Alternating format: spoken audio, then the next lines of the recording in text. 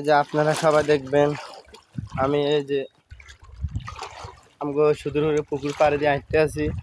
এই যে একটা বিল্ডিং ঘর, এই রাস্তাটা খুব অনেক উঁচা।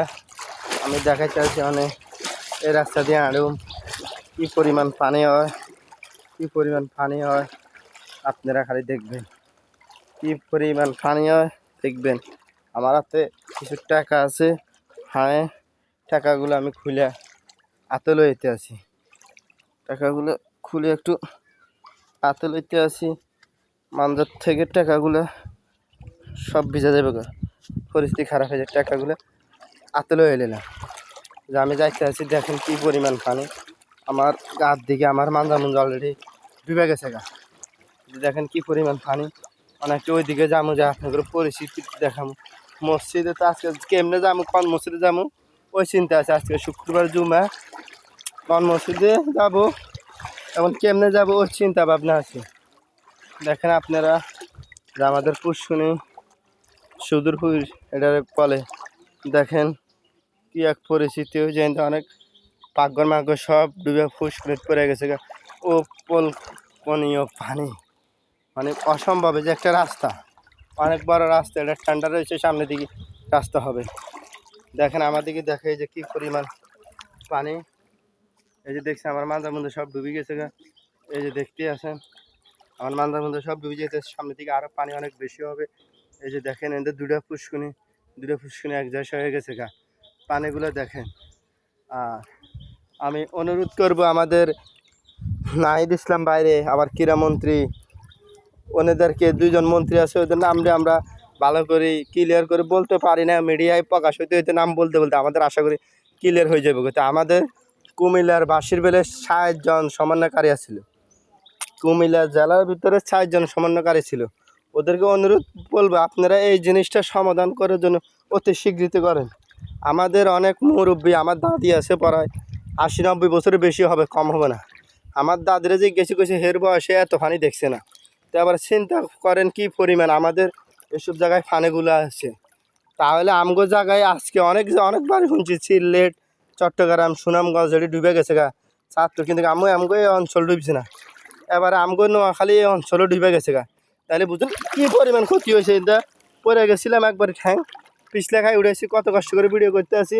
আপনারাও তো স্বীকৃতি আমাদের বর্তমান যে তত্ত্বাবধায়ক সরকার আছে ডক্টর ইউনূস, ওনারও আমরা জানি অনেক ভালো একজন লোক, আমার পাওয়ারফুল লোক, একজন নোবেল বিজয়। তিনি তার কাছে অনুরোধ করবেন আমাদের এই তিস্তা নদী দিয়ে যে একটা অত্যাচার আমাদের উপরে করে ইন্ডিয়া সরকার, এইটার রুখে দাঁড়াতে হবে।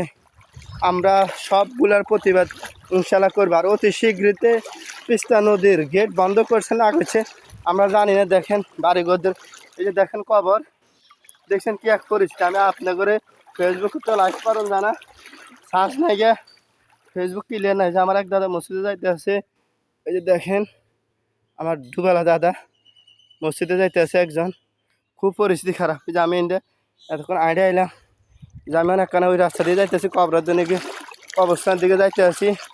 আর আমাদের সমন্বয়কারী ভাইদেরকে বলতে আছি আপনারা এই জিনিসটা নিয়ে খুব ভালোভাবে আলোচনা করবেন, খুব ভালোভাবে চেষ্টা করবেন আমাদের এই সমস্যা যেন সমাধান হয়। আর আমাদের একজন নোবেল বিজয় আছে ডক্টর ইউনূস সাহেব, ওনাকে বলবেন আন্তর্জাতিক হিসাবে যে কোনো মাধ্যমে হোক এই জিনিসটা সমাধান করার জন্য আন্তর্জাতিকভাবে। ওনার সাথে তো অনেক ভালো ভালো লোকের সাথে সম্পর্ক আছে এবং উনি করতে পারেন। তো অতি শীঘ্রতে এই জিনিসটা সমাধান করার জন্য বলবেন। দেখেন এই যে আমি আসছিলাম, এই যে দেখেন আমার মাঞ্জা মুঞ্জা সব কিছু ভিজে গেছে, আপনাদের নিচে দিয়ে দেখাইতে আসি।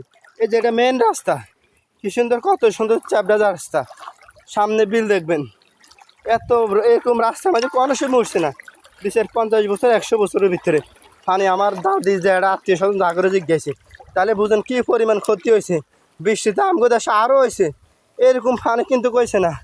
আপনাদেরকে খালি দেখানোর জন্য আমি একলা কয়েকটা বন্ধু বান্ধবের কাছে ওরা আসবে না, আমি একলা আসি খালি আপনাদেরকে দেখানোর জন্য। দেখেন কী পরিস্থিতি। অনুরোধ করবে আপনাদেরকে এই ভিডিওগুলো দেখবেন এবং এই ভিডিওর সম্পর্কগুলো বুঝবেন। এই যে দেখেন কি এক পরিস্থিতি, আপনাদের জন্য আসি, কোনো মানুষ নেই ওইদিকে, সবসময় গরু ছাগল হাঁস মোরগ থাকতে।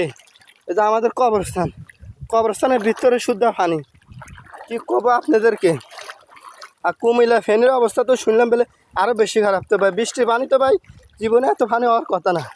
এসব জায়গা দিয়ে মানে আজকে 10-15-20 দিন ধরে মানুষ আনে না। আমি আসি আপনাদেরকে দেখানোর জন্য যে মেন রাস্তায় যদি এত পানি, এই ঘরে অনেক ঘরের ভিতরে আঁডুর উপরে পানি, গলা আমার পানি, ওগুলো খাড়ের উপরে ফিরিস টিভি ঢুকেছে, খাড়ের উপরে তুই সিয়ার পরেও এই সব ভিজে গেছে। তো আমি অনুরোধ করবো আপনারা এটা লইয়া অতি শীঘ্রত বসবেন, অতি দ্রুত নিয়ে এটি লইয়া আলোচনা করবেন।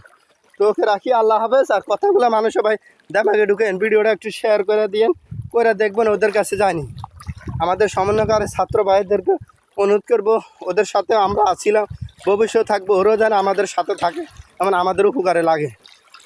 ওকে, আল্লাহ হাফেজ, সবাই ভালো থাকবেন, সুস্থ থাকবেন। যে একটু সামনে যাইতেছে, আমার একটা বাপের কবর আছে সামনে, আমার বাপের কবরটা দেখি কী অবস্থা। এই যে একজনের নতুন করে সেলিম চা দোকান করে বাজারে, একটা অনেক কষ্ট করে ঘর দুয়ে দিছে, অনেক ঘরে ঢুকছে না। দেখেন তার ঘরে কী অবস্থা। যে আমার দিকে দেখেন, আমি পুরো রাস্তার মাঝে ডুবে গেছি, এই যে পাঞ্জা মুন্দা সব ভিজে গেছে। এই যে নোয়া দিছে, নোয়া বাইরের অবস্থা খুব খারাপ। আপনাদেরকে আমি দেখাইতেছি 2 মিনিট, আমার বাপের কবরটাই দেখায় সাইজ দিয়ে দিতে আছি। আমার বাপের কবরও ডুবে গেছে অলরেডি, এই যে আমার বাপের কবর, এই সাইডেরটা কালো কাগজটা না, এই সাইডের কবরটা সমান হয়ে গেছে গা, কবরটা ডুবে গেছে গা। আল্লাহ বাপরে ভালো রাখে, যে পুষ্কিনি সব পুরো এক। তো ওকে, আল্লাহ হাফেজ, তাকে দিয়ে সবাই ভালো থাকবেন, সুস্থ থাকবেন। ধন্যবাদ। আজকে শুক্রবার, সবাই জুমার নামাজ পড়ার জন্য যাবে। ওকে, আল্লাহ হাফেজ।